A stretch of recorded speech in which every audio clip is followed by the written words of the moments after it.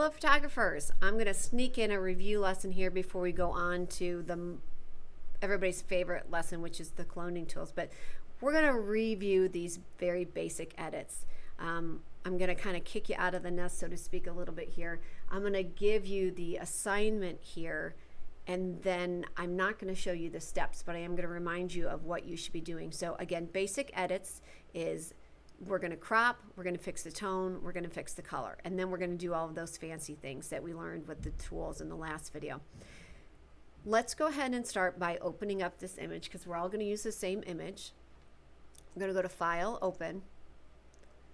It's in the same courses folder. Courses are yearbook lessons, and it is called Basic Edits Review, and you're going to click Open to that. Let's save it. File, Save As. We're going to save it in your Edits folder. So going back to Yearbook, going to my Edits folder, and we're going to leave it Basic Edits Review. So again, I'm not going to show you how to do this.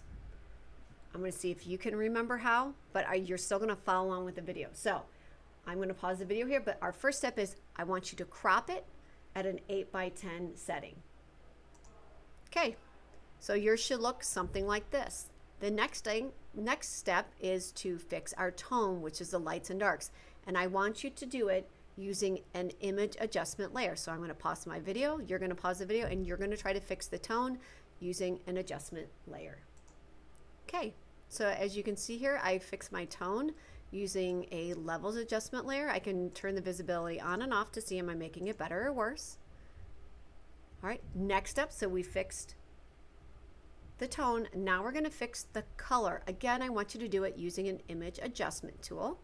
So I'm going to stop the video. You're going to stop the video. We're going to fix our color to make it a pure, richer color. Now, if you want to, you can apply it as a photo filter to warm it, cool it, but I want you to adjust the color of the entire image in some way. All right, so as you can see here, I actually warmed mine up for artistic purposes. I used, instead of the color balance, I used a photo filter. I used one of the warming photo filters over here. So again, I can turn it on and off. That's what it looked like before, so you can see how I've warmed it up. Again, you can do whatever color changes you want using one of those adjustment layers.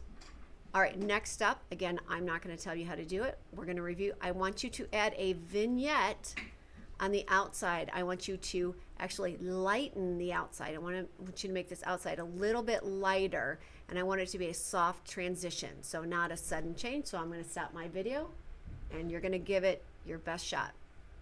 All right, there's a multitude of ways you could have done this. The way that I chose to do it is I used my elliptical marquee. I put a 200 pixel feather on it. I drew the selection, that I inversed it, so I flipped it, and then before I applied that brightness, I did it as an adjustment layer. So I'm going to show you what that looked like, just because we're getting a little bit more complex here. So I'm going to show you what I did. So this is what it looked like before. I made an elliptical shape. I had to move it because I was off center. I flipped the selection, then I created a new adjustment layer, and I modified it and made it brighter. All right, next step, now we're going to use our dodge tool to lighten some of the areas on this leaf here, just this area. We're just going to lighten the highlights or midtones. I'm going to stop the video, and you're going to try that now. Okay, so I did lighten my highlights here. It's kind of hard to tell. So this was before, this is after, but this should be done subtly. Whenever you're adjusting your tone and colors, you shouldn't notice right away that it's been adjusted. Otherwise, you're probably going a little too extreme. All right, next up is the saturation. So we're gonna switch to our sponge tool, and I want you to saturate, so that means make the pink stronger and purer on the flower. So I'm gonna stop the video. You're going to give it your best shot, and then we're going to come back and compare. All right, so hopefully your flowers are a little bit pinker. Before we go on to something more crazy, we're going to punch up our contrast, but just in this area, I want to make my darks on my stem and this leaf here. I want to make my darks darker, also on my flowers. So with what tool? Yes, you are going to be using your burn tool to darken the shadows. So I'm going to stop my video. You're going to give it your best shot. Okay, hopefully yours has a little bit more punch to it. If yours does not, you may have made one mistake, which is you may still be on your adjustment layer here. So if it doesn't seem like your colors are changing much, double click and make sure you're on your background layer. All right? So stop the video if you need to go back and try again. All right, this time we're going to move forward. We're going to get even a little bit more tricky, and we're going to attempt to change the color of this flower here. You can swap it out with whatever color you want. I'm not even going to tell you what tool you should be using. Let's see if you can remember how to do it. I'll meet you back here in a couple of seconds. All right, I'm back. I've replaced my flower here with this blue. For me, I feel like I need to darken up the midtones in here, because notice how it's very, very bright, so it gets washed out. So how would we do that? How would we darken up these midtone areas just in this area? Let's pause the video. Let's go do that and come right back. All right, hopefully you figured out that you needed to grab the burn tool and change it to midtones. Brush across it. I even went so far as to grab my shadows and darken my shadows as well.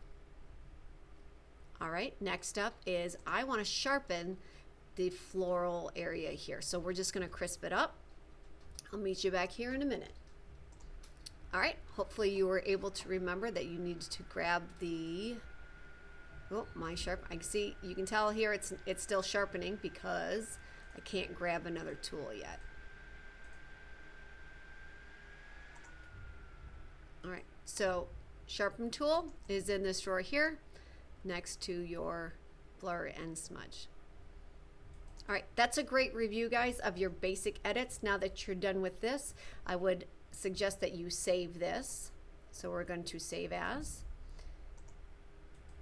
We're going to save it in our edits folder. Let's call it Basic Edits Review. Click Save. And yep, we need to export it. So File, Export, Export As. Save it right back to the same folder called Basic Edits Review. And then make sure that you attach this in Google Classroom and turn it in to be done before you move on to our next to last. We only have 2 video lessons left, which is on your cloning tools. We are almost done with this unit on editing. Good job.